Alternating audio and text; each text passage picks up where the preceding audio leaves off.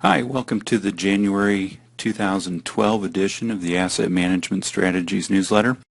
We had quite a great January to start off the year. In fact, it was the best January that the stock market's had in 15 years.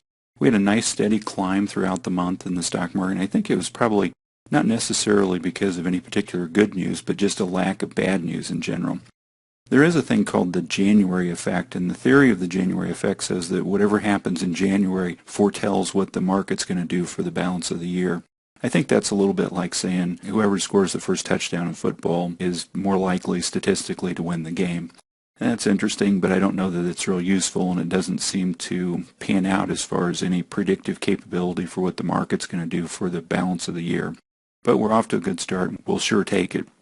The improving economic data we saw across the board with the labor market figures, consumer spending, manufacturing, inflation looks in check, seems to be doing well. But I think if you ask the average person, that most people would be in agreement that the pace of this recovery is a little bit slower than what we'd like. And I think that collective mentality explains why the volume is so low in this market recovery that we're seeing. And because I think most people really aren't thrilled with where the economy is. And even though it's moving in the right direction, they'd like to see it moving there at a quicker pace. So they haven't really come back into the stock market, and that's why the volume has been so low. But I think as they do continue to come back in, that we'll see a more confidence, a higher comfort level with this market, and that'll continue to push the markets higher for some time to come, we believe. We do have one particular area that's still a major concern, and I think it'll continue to be at the forefront this year and the election year, and that is unemployment. And I think that's a major contributing factor to the sluggish economy.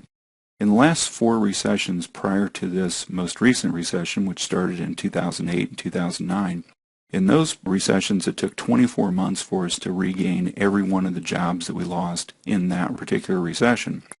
Right now we're sitting at 48 months past the start of this recession, which is the longest recovery time period for any recession that we've had since World War II. And we're still 5.5 million jobs short of where we were at that level in 2008. At the pace that we're gaining jobs right now, it'll take another 3 years before we even get back to the employment rate that we had in 2008. I think that's why this is a particularly slow recovery. This isn't a V-shaped recovery. It's not a U-shaped recovery. It's more of a bathtub-shaped recovery.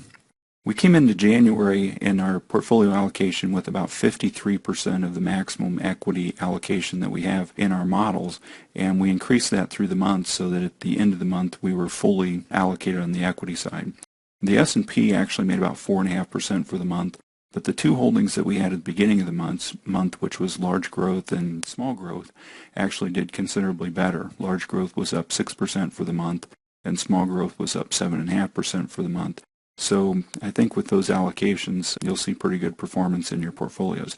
So we're off to a good start here for January, and I think that we'll keep that going as long as we can avoid any really bad news, and look forward to enjoying this uptrend for as long as it continues. Thanks for listening. We'll talk to you next month.